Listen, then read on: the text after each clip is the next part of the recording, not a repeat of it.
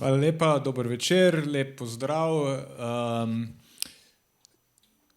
Prvo, verjetno ne rabim kaj pretirano vam razlagati, kaj je cikel, ki ga danes otvarjamo, zaradi tega, ker ste sami domači, ki ste snovali ta cikel. Tako da ne bom pretirano podrobno razlagal, ampak za širšo javnost, ki recimo preko spleta bo tole spremljala, dobrodošli na uvodu vodnika po humanistiki. Letošnja tema je zajeta v sloganu Na delo. Skratka, z delom v vseh svojih pojavnih oblikah v današnjem času se bomo ukvarjali in evo, goste smo dobili. Skratka, ne bom bral tega uvoda, ker si ga lahko berete sami, ampak ko bi rekel, moja funkcija v temu ciklu bo, da bom nekako poskušal vleči rdečo nit med predavatelji, med različnimi temami, na katerimi bomo pristali in v bistvu skratka skušamo gledati na sodobno družbo, na sodobne pojave skozi delo, skozi razred, skozi vse te teme, ki jih to odpira. Meni je to gledišče zelo blizu, tudi zaradi tega, ker se nekako zdaj že pol poklicno z organiziranjem dela ukvarjam. In vidimo, da smo danes v situaciji, ko je stanje delavskega razreda se zelo spremenilo in je konstantno podvrženo nekim spremembam, ki mislim, da jih niti ne dohajamo, ne teoretsko, ne politično, ne organizacijsko.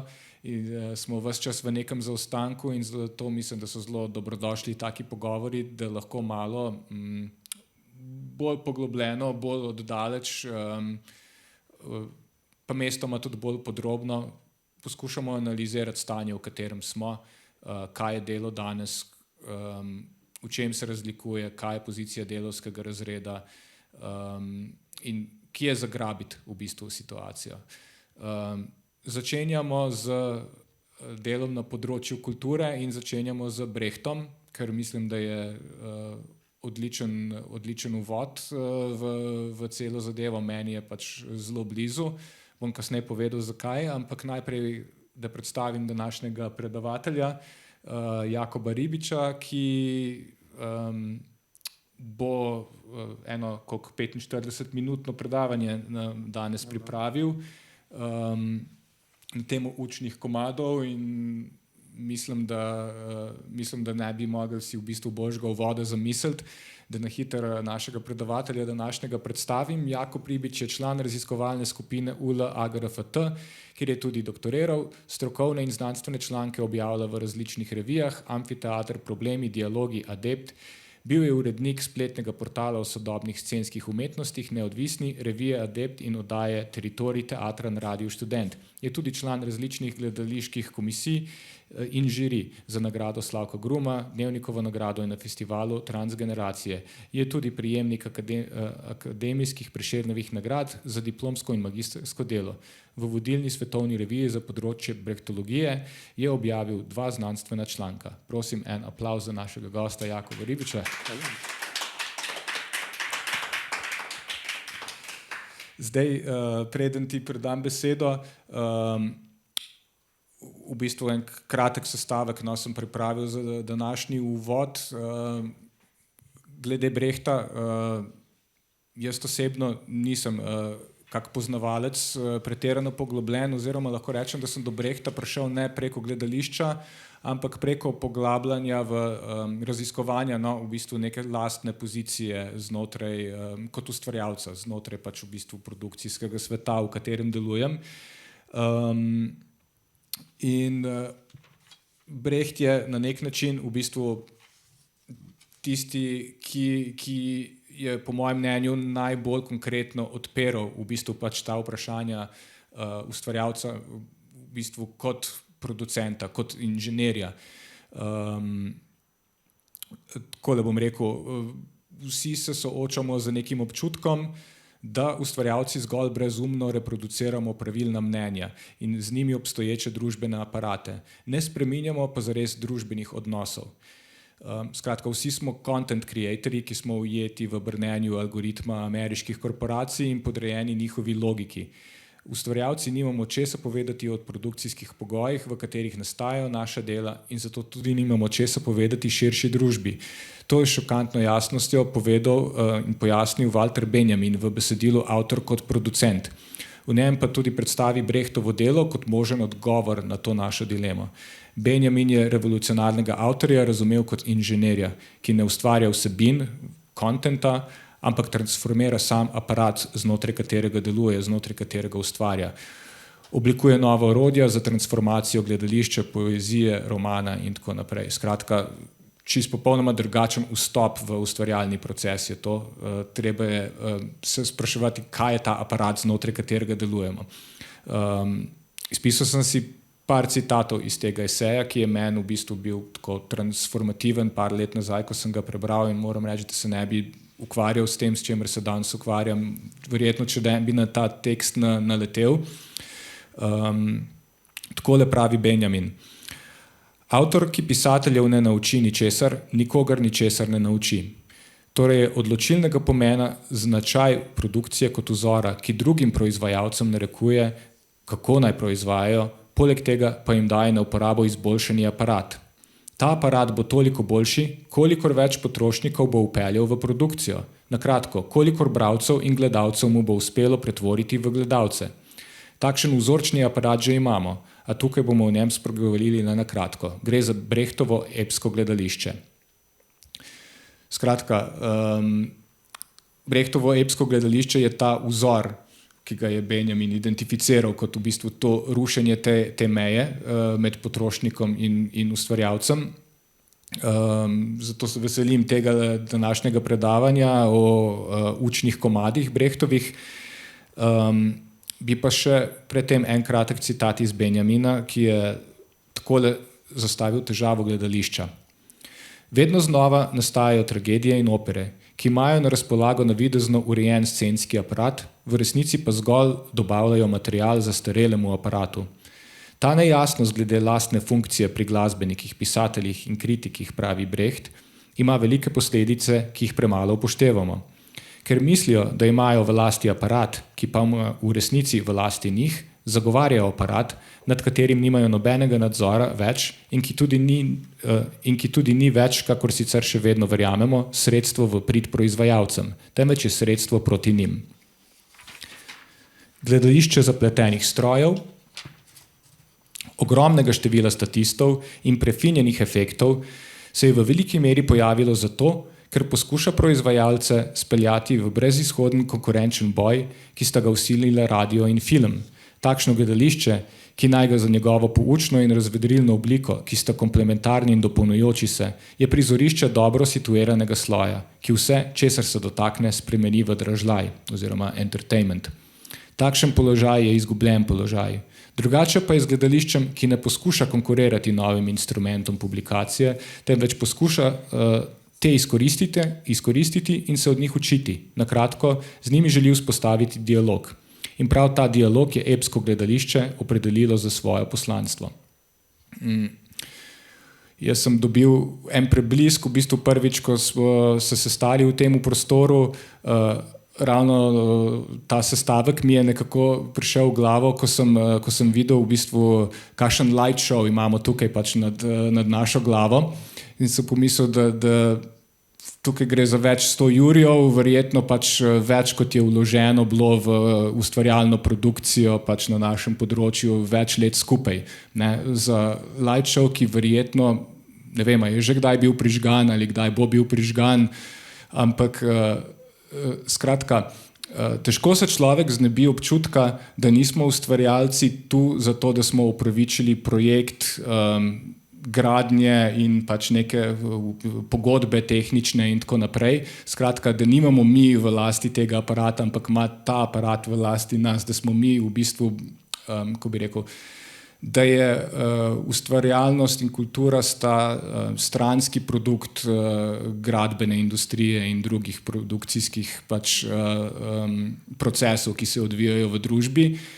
In zelo pogrešam v bistvu, da bi tisti, ki na tem polju delujemo, malo globje poskušali o tem razmišljati in razumeti našo funkcijo in razmisliti, kako lahko naš položaj spremenimo in ta aparat spremenimo sebi v prid. Od tega mislim, da je odvisna, ko bi rekel, naša bodočnost nekega ustvarjanja, ampak če smo pa pretenciozni, pa tudi potencial samega revolucionarnega gibanja. Tako da s tem pa bi predal besedo, upam, da nisem preveč skrenil v strani iz stvari, ki si jih ti hotel povedati, ampak evo, par nastavkov.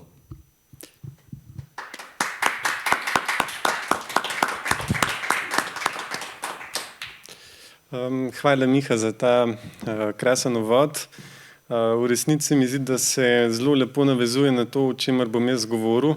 Tako sva se nekako spontano lepo ujela, tudi jaz se bom v enem delu predavanja ukvarjal z Walterjem Benjaminom, tako da se mi zdi, da sva zelo lepo uskladila svoje intervencije.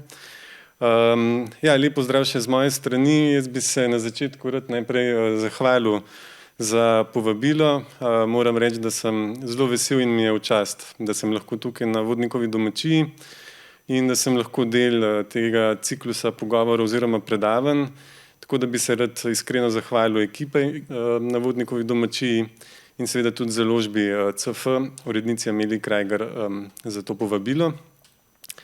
Zdaj, glede na to, da bomo danes govorili o Brechtu, bi mogoče rad na začetku omenil še eno stvar, in sicer jutri, to bo 6. februar, bo izšla knjiga pri založbi CF z prevodom dveh temeljnih teoretskih tekstov, ki jih je Brecht napisal. Za prevod je poskrbela Mojca Kranjc, naslov je Kupovanje medenine in mali organon za gledališče. Tako da je na nek predvečer te knjige. Imamo mi tukaj pogovor, kar je tudi eno tako veselo naključje. Zdaj, jaz sem mislil začeti ta svoj ekspoze z nekim prizorom, z zaključnim prizorom iz filma Kule vampe ali Komu pripada svet, ki je nastal kot rezultat kolektivnega sodelovanja. Med scenaristi pa je bil tudi Bertolt Brecht, ki je tudi napisal ta zaključni prizor, v katerem spremljamo množico ljudi, ki se med vožnjo na vlaku na S-Bahnu zaplete v neko zelo razgreto politično razpravo. Eden od potnikov namreč v časopisu prebere novico, da bodo v Braziliji zažgali več ton presežkov kave, kar se ob obubožanemu delavstvu, ki živi v materialnem pomanjkanju, v katerem celo kava predstavlja nedosegljiv luksus, zdi ekscesna in domala povsem neverjetna odločitev. Ker gre za sklepni prizor filma, lahko na tej točki tudi gledalec povsem jasno razume cinizem kapitalističnega ekonomskega reda. Dotlej namreč film postopoma odkrival podobe pauperiziranih delavcev, raznolike konture njihove materialne bede, od množične brezposelnosti, samomora zaradi ekonomske stiske, prisilne deložacije in brezdomstva, trudnega preštevanja poslednjih novčičev do praznih želodcev, na katere namiguje naslov filma. Na ozadju teh podob pa se zdaj v zaključnem prizoru gledalec sooči z realnostjo kapitalističnih globalnih trgov, ki se v strukturni slepi ulici znajdejo, ko ponudba preseže povpraševanje, kot razlaga eden od delavcev na vlaku. Presežek kave zato ne le sovpada z vsesplošnim pomanjkanjem, ampak ga na nek paradoksen način celo povzroča. Ne zato, ker bi imel nekdo vse, drugi pa nič, pač pa zaradi kapitalistične ekonomske logike, v katero so inherentno vpisane kontradikcije te vrste. Posledice preobilja ene dobrine je namreč njena devalvacija, padec njene vrednosti, zaradi česar industrijski obrati pričnejo delati z zmanjšanim dobičkom ali izgubo, na kar se odzovejo z nižanjem mest, odpuščanjem delavcev in, kot kaže primer kave, celo s sežiganjem svojih presežkov. Podobno idejo je Brecht razvijal tudi v gledališkem komadu Sveta Ivana Klavniška, ki ga je napisal v približno istem obdobju kot scenarij za ta film. Tudi tam je trg prezasičen, tokrat z mesom, kar zbija njegovo vrednost in mesno predelovalno industrijo pahne v krizo, posledično pa delavci ostanejo brez služb in s praznimi želodci. Ker je torej na trgu preveč mesa, so ljudje lačni. Izobilje je razlog za pomanjkanje in bedo. To ni stranski učinek kapitalizma, pač pa del njegove kontradiktorne logike. Zato, kot Brecht kaže v Sveti Ivani Klavniški, dobrodelnost ni dovolj. Treba je zamenjati družbeni red sam, podmazan s cinično logiko, ki pomanjkanje kave in mesa rešuje z zažiganjem njunih presežkov. In tako se tudi pogovor na vlaku nazadnje izteče v odločilno vprašanje, kdo bo spremenil svet. Gre verjetno za najbolj znan prizor v filmu, v katerem eden od delavcev kaže na premožnejše sopotnike na vlaku in namiguje, da ti, ki živijo v preobilju, ki si torej lastijo družbene privilegije, sveta gotovo ne bodo spremenili. Zakaj takega nimajo niti posebnega interesa? Kdo pa ga bo potem spremenil? Mu nekoliko zvišeno odgovarja eden od premožnežev in tu sledi sklepna misel filma, ki jo izreče mlada delavka Gerda, tisti, ki z njim niso zadovoljni. Zdaj, Brechtova politična stava se zdi jasna in preprosta. Notranje kontradikcije družbenega reda, kot jih denimo kaže primer kave in ki povzročajo ter poglabljajo osiromašenje ogromnega števila ljudi, bodo s časoma take obubožane množice spodbudile k revoluciji. Zato Brecht prav v času okrog nastanka filma Kule vampe v navezavi na še en svoj filmski projekt, scenaristično predelavo opere za 3 groše, zelo neposredno zapiše ugotovitev, citiram, protislovja so upanje. Konec citata. Tako ni presenetljivo, da se tudi film Kule vampe zaključi s podobo upanja, s pogledom na delavsko množico, ki združeno koraka naprej in si ob tem prepeva Brechtovo in Eislerjevo pesem Solidarnosti. In vendar. Ta politična računica se kljub vsemu zdi nekoliko preveč preprosta. Nezadovoljstvo še ne vodi nujno v spremembo, to navsezadnje potrjuje tudi zgodovina, in prav tako tudi razred, kot je Brecht ponavljal na številnih mestih, ni nujno homogena harmonična celota. Uravnana v isto smer, pač pa ga prečijo številne pomembne asimetrije in razlike. Čeprav se sklepni prizor filma primarno opisuje v okviru razrednega konflikta, je pomemljivo, da zadnjo misel vendarle izreče Gerda, delavka, ki je v kapitalizmu in v patriarhatu dvojno izkoriščena.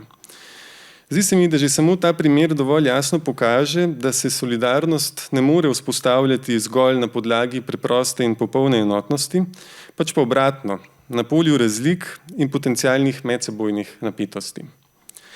Prav zato se bom v nadaljevanju spraševal, kako Brechtovo gledališče razumeti v razmerju do delavstva, upanja in solidarnosti. Pri čemer se bom posebej osredotočil na učne komade, ki jih je Brecht ustvarjal v času nastajanja Kule vampe. Gre za najbolj eksperimentalno fazo njegovega gledališkega ustvarjanja, ki bi jo, kot bi rad pokazal, danes lahko razumeli tudi kot možnost dialektične vaje v prav takšni družbeni solidarnosti. Zdaj, manj kot leto, preden je Brecht prvič javno izvedel katerega od svojih učnih komadov, je bila v berlinskem gledališču Theater am Schiffbauerdamm z imenitnim uspehom premierno prizorjena igra opere za 3 groše, ki jo je Brecht pripravil skupaj s sodelavko Elisabeth Hauptmann in skladateljem Kurtom Weilem. Komad je bil zasnovan kot polemični napad na meščanski družbeni red. Toda hkrati z velikim uspehom, ki je Brechta zapisal nesporni gledališki slavi in mu omogočil podpis lukrativne pogodbe za založbo Felix Bloch Herben, se je pojavil tudi dvom, da kritika med občinstvom ni sprožila večjega nelagodja, pač pa je prav nasprotno naletela na presenetljivo topel sprejem. Takšna kritika očitno ni delovala. Tisti, na katere je bila usmerjena, so bili vse preveč veseli. Zdi se, da je Brechtov komad trčil ob dilemo, ki zelo značilno opisuje tudi stanje sodobne kritične umetnosti. Čeprav jo je, kot je že pred časom ugotavljala Bojana Kunst, vedno več, se vseeno poglablja občutek, da ostaja brez pravega učinka. Težava je v tem, da se kritika kapitalizma odlično prodaja in tako dobro služi temeljnemu kapitalističnemu načelu, namreč ustvarjanju profita. Pri tem pa, kot dodaja Mark Fisher, kapitalizem ni le požrešen stvor, ki bi si lakomno prilaščal vse, kar ima prevratniški potencial, pač pa je namara že v osnovi strukturiran okrog nekakšnega antikapitalističnega jedra. Tako ne gre preprosto za inkorporacijo, pač pa, kot to imenuje Fisher, za predkorporacijo kritičnih gest in vsebin. Zdi se namreč, da kapitalističnega stroja nič ne poganja bolje kot kritika in protest usmerjena zoper njega. Zanimivo je, da je nekaj let po operi za 3 groše podobno ugotavljal tudi Brecht. Citiram: kapitalizem nemudoma in nenehno spreobrača strup, ubrizgan proti njemu, v omamo in jo užije. Konec citata. Pri tem se mi posebej zanimivo zdi, da Brecht uporablja besedico omama, Rauschgift, s katero je sicer pogosto porogljivo označeval tisto vrsto buržoaznega gledališča, ki je gledalcem služilo le kot nekakšen sprostitveni ventil za družbene napetosti, torej kot puhlo razvedrilo, ki je občinstvu vsaj za hip omogočilo pozabiti na probleme družbenega sveta in ga vanj vrniti nespremenjenega. Toda, kot kaže primer opere za 3 groše, takšna trgovina z omamo ni bilo samo gledališče nezainteresirano za svet, pač pa je v prodajalno večerne zabave kaj hitro lahko zdrsnilo tudi tisto gledališče, ki si je prav iskreno in vztrajno prizadevalo za kritiko družbenega reda. Pravzaprav je nečem podobnem pisal že Walter Benjamin, najpomembnejši teoretik Brechtovega gledališča. Tudi po njegovem mnenju lahko namreč v umetnosti kapitalistične dobe beda hitro postane predmet konzuma.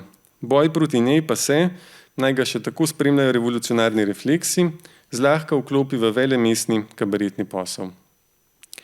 Benjamina seveda ne omenjam po naključju. V istem spisu namreč zelo natančno detektira problem tako zastavljene kritične umetnosti.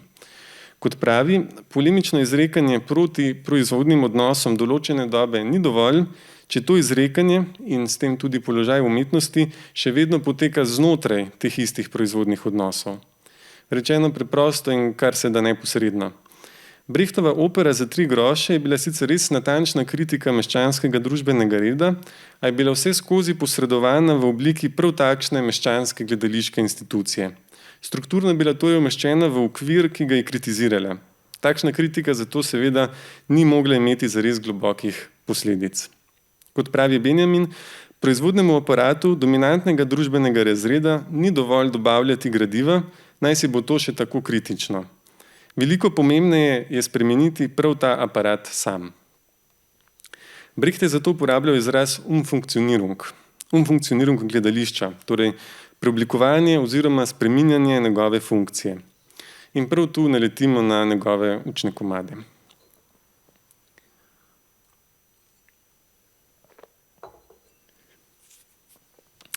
Julija leta 1929, torej nekaj mesecev po premieri opere za 3 groše, se je Brecht odpravil v jugozahodno nemško mestece Baden-Baden, kjer je za festival nemške komorne glasbe izvedel prvi učni komad, že pri tem pa je napisal še enega.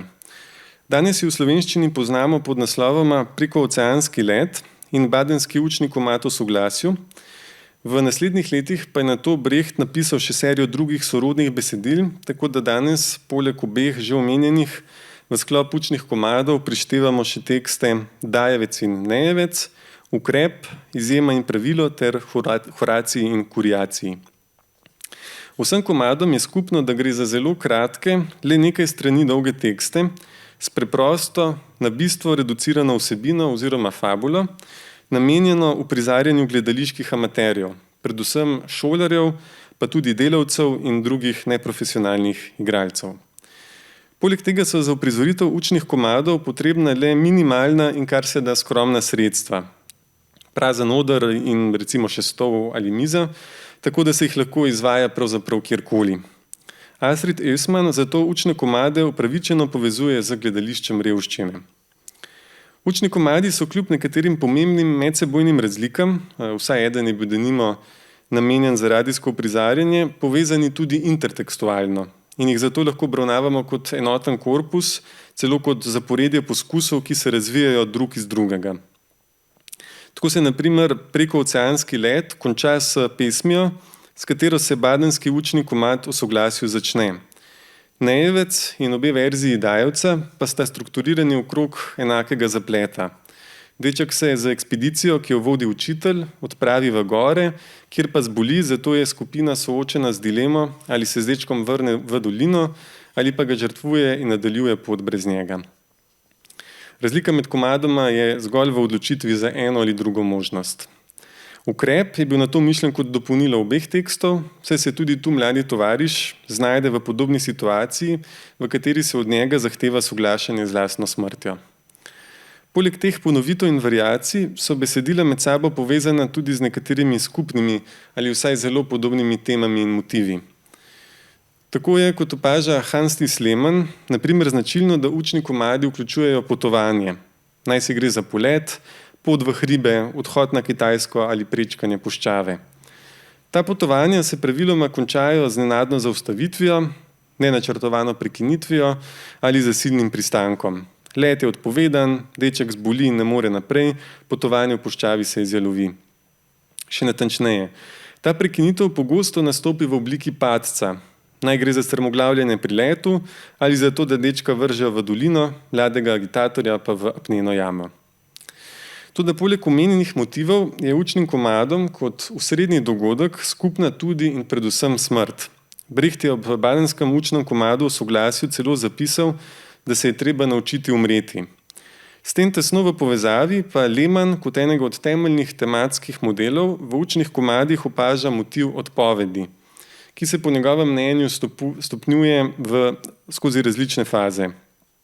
V najzgodnejšem učnem komadu, v Prekooceanskem letu, gre tako predvsem za odpoved kozmično božji vpetosti in religiozni tolažbi ter upanju.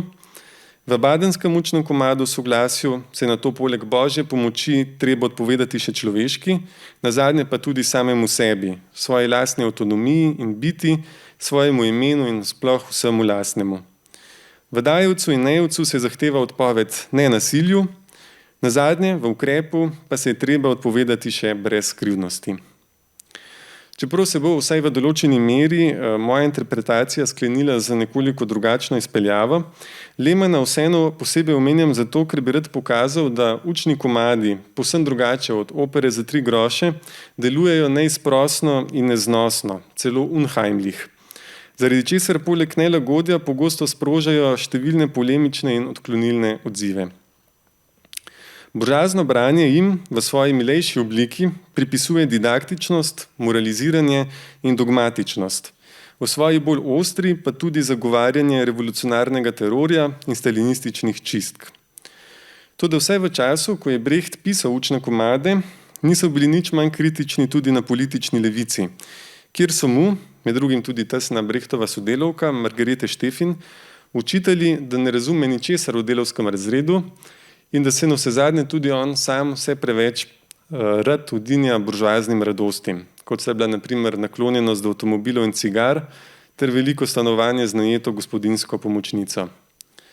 Še bolj kot to se zdi pomembna polemika, ki jo je sprožila sama forma učnih komadov in v kateri je že mogoče zaznati tisto, kar se bo kasneje v drugi polovici 30. let razraslo v pomemben konceptualni in estetski spor politične levice glede statusa in pomena realizma. Brecht se je namreč vztrajno upiral poskusom, da bi se socialistični realizem, oziroma tudi realizem povsem nasplošno, zaprlo v dogmatično predpisan slog s pravili, ki se jih ne bi smelo kršiti.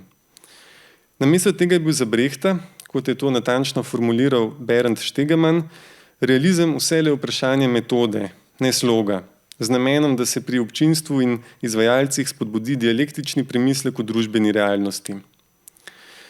Kar so torej te ostre, a površne kritike spregledale, ne glede na to, z katere ideološke pozicije so bile izrečene, je bila prav posebna metoda, ki jo je Brecht predvidel in tudi, čeprav ne nujno povsem konsistentno, razvil za izvajanje učnih komadov. Po mnenju Rainerja Steinwega, najpomembnejšega raziskovalca učnih komadov, njihovo temeljno pravilo pravi, da prisotnost gledalcev ni potrebna, da torej lahko izvajalci igrajo sami za sebe. Tega stališča ni težko podkrepiti z Brechtovimi lastnimi izjavami. Tako je okrog leta 1937 zelo neposredno zapisal, citiram: Učni komad uči tako, da ga igramo, ne pa tako, da ga gledamo. Za učni komad načelno ni potreben noben gledalec, seveda pa je tega mogoče uporabiti. Konec citata. Podobno je trdil tudi spomladi leta 1956, le nekaj mesecev pred svojo smrtjo, ko je še enkrat jasno ponovil, da učni komad ni namenjen ne branju, ne gledanju in s tem torej ne občinstvu, pač pa igranju. To je zanimivo iz vsaj dveh razlogov.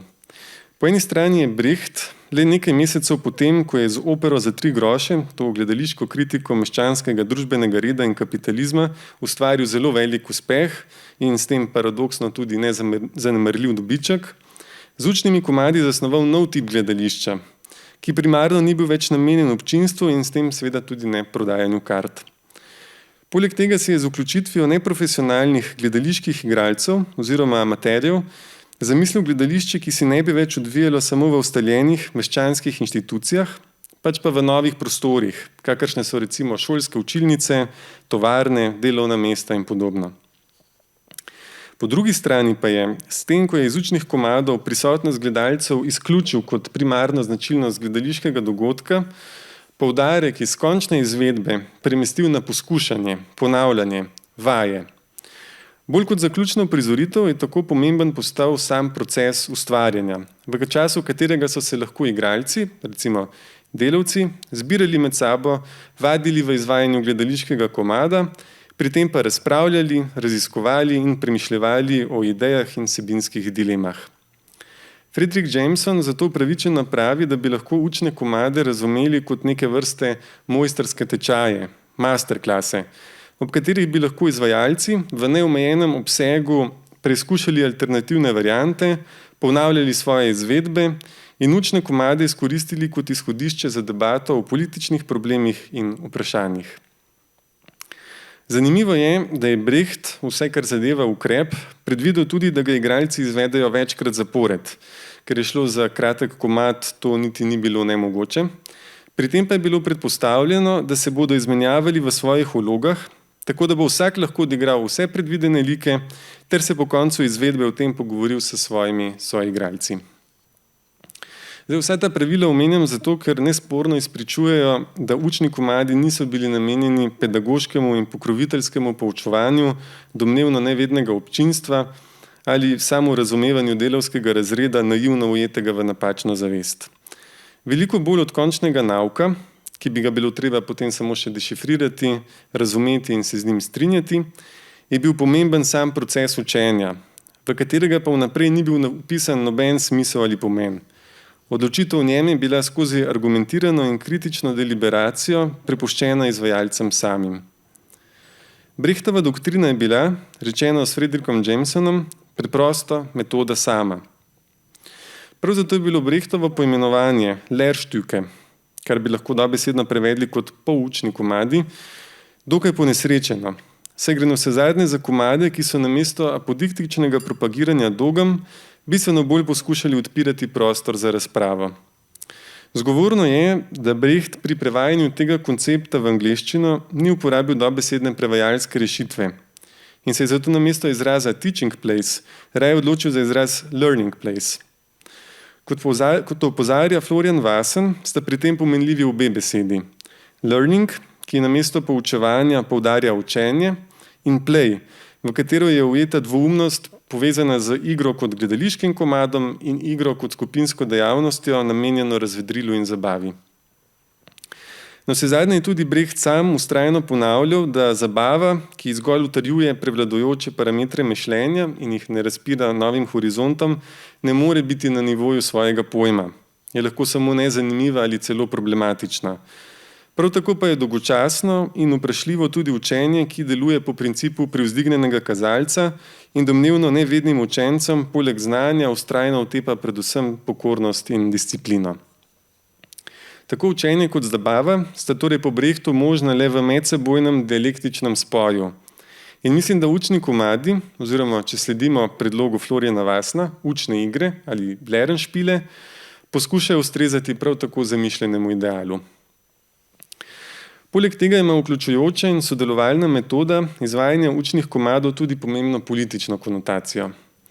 Sean Larson tako prepričljivo argumentira, da bi bilo mogoče učne komade razumeti kot vajo v zamišljanju kolektivnega socialističnega gibanja, ki bi temeljil na dialoški, ne pa na instrumentalno-monološki strukturni dinamiki.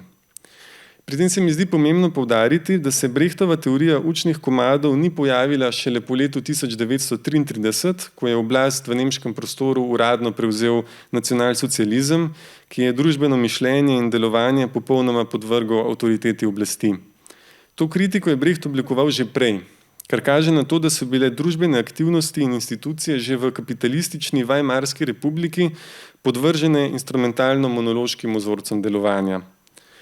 Po Larsonovem mnenju so namreč kolektivne organizacije v kapitalističnem sistemu pogosto prisiljene slediti utilitarni individualistični logiki kapitala, zaradi česar so zanje značilne izrazite medsebojne hierarhije in asimetrije moči.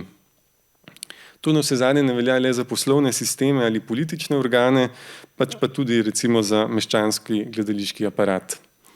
Brecht zato z učnimi komadi poskuša poseči v prav tako zamišljen družbeni red in s tem razpreti prostor, v katerem cilji in interesi ne bi bili določeni vnaprej, pač pa bi lahko nastali šele kot rezultat skupne enakopravne razprave in premisleka.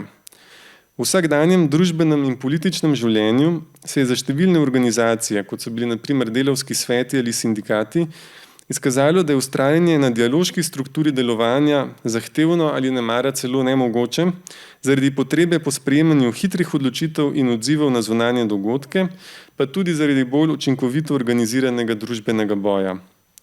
Učne komade bi prav zato lahko razumeli kot poskus, s katerim bi se lahko kolektivi formirali brez zunanjih pritiskov in se v miru urili ter vadili v dialoškem režimu delovanja.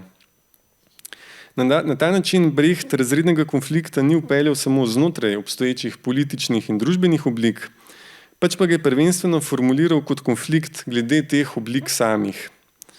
Daleč od tega, da bi si torej prizadeval za očitano doktrinarnost in dogmatičen prenos znanja. Učni komadi so bili vse premišljeni kot vaja v kritičnem premišljevanju in skupnem sprejemanju odločitev.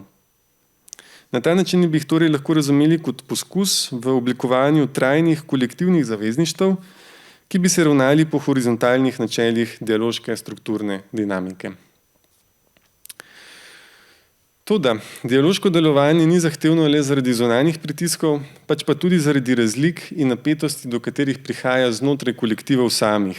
Torej na eni strani med posameznikom, njegovo specifično umeščenostjo v svet in individualnostjo, ter na drugi strani kolektivno politično voljo. Popolno zlitje med enim in drugim ni mogoče. Kolektiv se ne more vzpostaviti kot homogena, harmonizirana celota, ki je ne bi prečila notranja protislovja. Mislim, da je zato ta nepomirljivi konflikt tudi eden od glavnih tematskih sklopov Brechtovih učnih komadov. Tu bi se morda veljalo za hip vrniti Klemanu, ki je učne komade povezal z motivom odpovedi. Pri čemer ne bi se posameznik v zadnji instanci odpovedal vsemu, torej celo samemu sebi, svoji individualnosti. Nemara je dovolj že, če pomislimo samo na ukrep, ta najbolj slavni od učnih komadov, pri katerem gre za poročilo o 4 agitatorjih, ki se odpravijo na Kitajsko, da bi tam širili propagando in podpirali kitajsko partijo v tovarnah. Ker je bilo njihovo delo ilegalno, so morali že na začetku sprejeti odločitev, da zabrišejo svoje obraze, si nadanejo maske in zavržejo lastna imena. Ni dvoma, da pri tem ni šlo le za preprosto in nujno propagandno taktiko. Poanta prizora je vse prej v tem, da se odstrani obraz kot temeljni prostor človekove individualnosti, da se torej posameznik odreče samemu sebi, svojemu lastnemu jazu, da se skratka podredi revolucionarni stvari, h kateri se je zavezal kot del kolektiva. Toda v nadaljevanju se izkaže, da takšna ideološka interpelacija, tako rekoč po svoji strukturni nujnosti, ne more uspeti v celoti, popolnoma, reslos, dobesedno torej brez preostanka. Vselej namreč ostane nek košček, nek delež, mogoče celo nek madež individualnosti, ki ga nobena ideološka operacija ne more docela integrirati v svojo notranjost. Mislim, da je temeljni problem, ki nam ga Brecht posreduje v ukrepu, komadu, ki se v nemščini imenuje Die Maßnahme, dobesedno torej jemanje mere.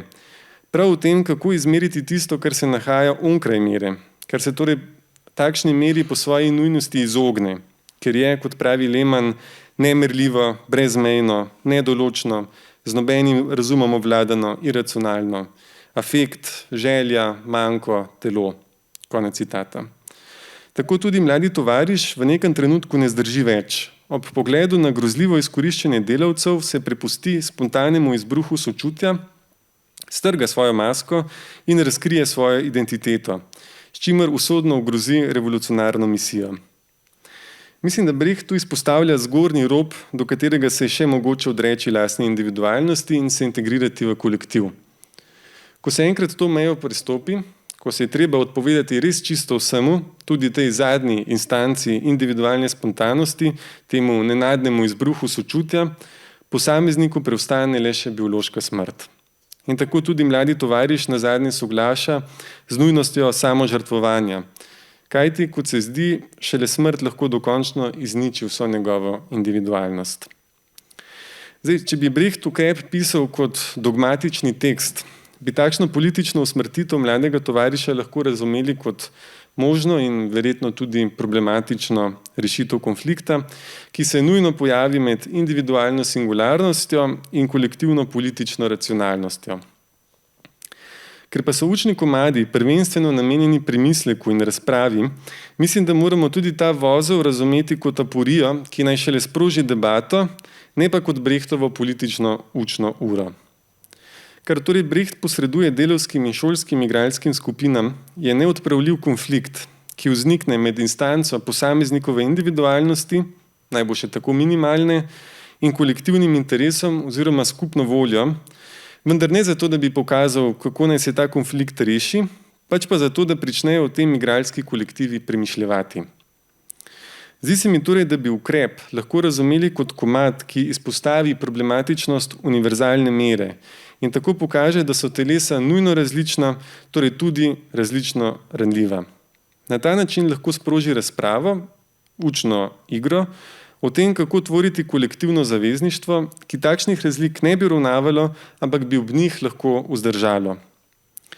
Če torej ukrep ponudi točko, na kateri enotnost nujno razpade, to še ne pomeni, da smrt mladega tovariša obravnava kot rešitev, pač pa šele kot začetek premisleka, ki ga morajo igralske in pri Brechtu predvsem razredne skupine opraviti o praksah kolektivnega delovanja.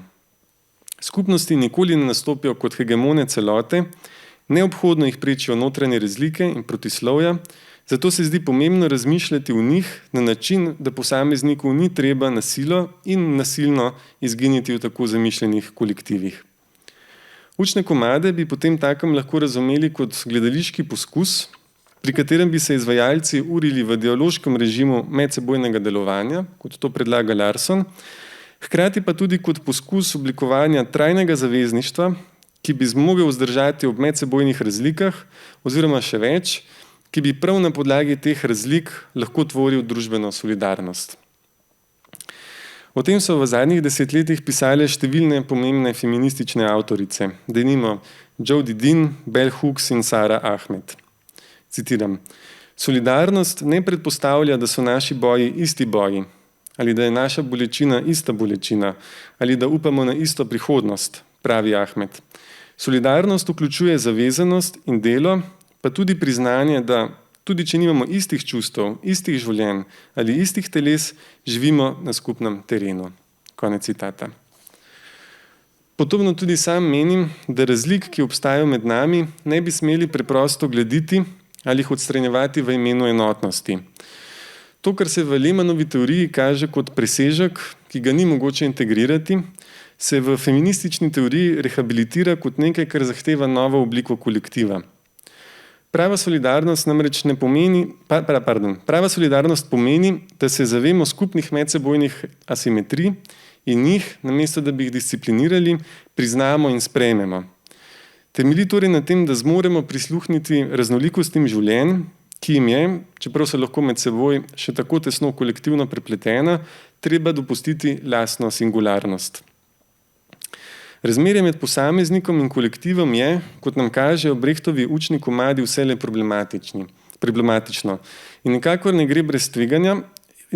brez tveganja, zato ga je treba vsakič izpogajati znova, če naj se tvori več kot le hipno zavezništvo.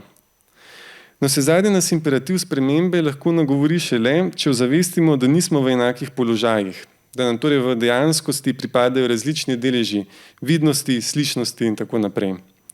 Šele tako lahko solidarnost, namesto da bi bila zgolj retorična figura ali kakšna drobna in hipna gesta podpore, postane trajna zaveza k boju in s tem konkretna materialna praksa, ki bi lahko prinesla drugačna urejanja obstoječih družbenih moči. Rečeno drugače, šele na ta način bi bilo solidarnost mogoče razumeti kot skupno zavezništvo proti nasilju dominantne družbene mere. Solidarnost torej ni stanje, ki bi ga bilo treba doseči, temveč praksa, ki jo je treba nenehno vaditi. In prav zato mislim, da bi Brechtove učne komade danes veljalo razvijati v tej smeri. Hvala.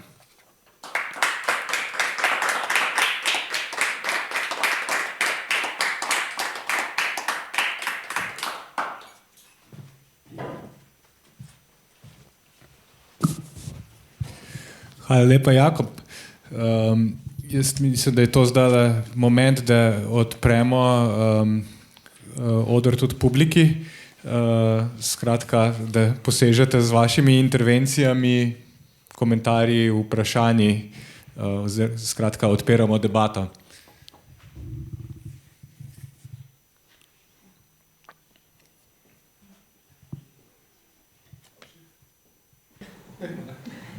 Ne, jaz sem menila zdaj onkraj, Jakob, hvala, Miha, hvala, obema, odlično je bilo tole. Celo par stvari sem si tle zapisala, malo, kako se reče, obnovila znanje, malo pa nove povezave so se mi zgodile v glavi, kar je super, hvala ti. V glavnem, onkraj tega res tudi dramaturško krasno splanega predavanja imam jaz vprašanje v zvezi s tem, jaz sem se zelo dolgo spraševala, zakaj Brechtovi dediči oziroma sploh niso dovolili dolgo leta sploh uprizarjanja učnih komadov, kolikor vem. To je bil cel problem, skratka, učnih komadov se ne uprizarja. In to se meni zdelo tako strašno krivično. Ampak v resnici tvoje predavanje prav dalo na nek način odgovor na to držo. Namreč popolno nerazumevanje ljudi teh komadov, ki, če jih bereš dobesedno, tako nekako. Ali sem to prav? Skratka, ampak zdaj je čas, ko bodo s prvim pravice potekle, da se tega res loti na en drug način. Skratka, da ta solidarnost pride ven v vseh pogledih. No. Tako da, evo, to je bil en tak kratek komentar. No. Ampak drži, da je bilo to, skratka, njihovo popolno, strah pred nerazumevanjem teh dosti radikalnih kratkih tekstov. Ja, v bistvu bi mogoče lahko na to navezal dvoje. Sprav, v enem delu so bili učni komadi dejansko cenzurirani, ker so bili recimo ukrep, se ni smeli uprizarjati zaradi tega, ker se ga je dojemali kot neko manifestacijo komunizma in tako naprej. Tekst je zelo kratek, ja. Ne, hočem reči zelo kratka in zelo enoznačno branje tega. Absolutno. V bistvu gre za branje, da gre za nek dogmatizem, ne. Se je pa vzporedno z Brechtovimi učnimi komadi so se pa razvijali v bistvu neki poskusi sodobnih reinterpretacij tega žanra.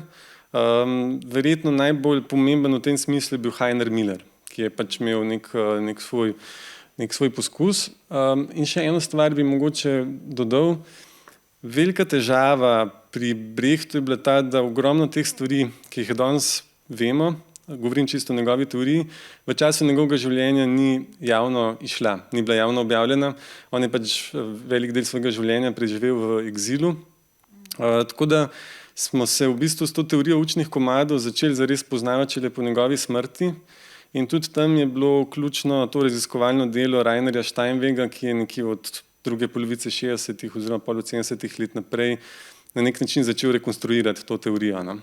Tako da do takrat je v bistvu celo pri nekaterih najbolj pomembnih brehtologih, en od njih je Darko Suvin, ta teorija res prihajala v obliki nekih predsodkov ali pa, tako kot si zelo lepo rekla, preveč dobesednih branj.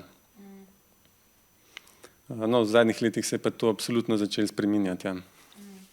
Ja, to je super. Tako da to zdaj treba se lotiti učne komade povsod. Super, hvala. Jaz sem v bistvu želela navezati na Ameljino vprašanje in sicer, kako je pravzaprav z recepcijo komadov, zdaj nekaj ste povedali, ampak nasplošno, a poznate, ne vem, zdaj ne vem, kako je v Sloveniji, a se to, ne vem, uči na AGRFT-ju, mislim, poznajo te tekste, jaz moram reči, sem germanistiko študirala, mi jih recimo nismo imeli vključene v učni proces, načrt. In mogoče pač tudi, če obstajajo kakšni primeri v drugih državah, no, zunaj nemško govorečih držav.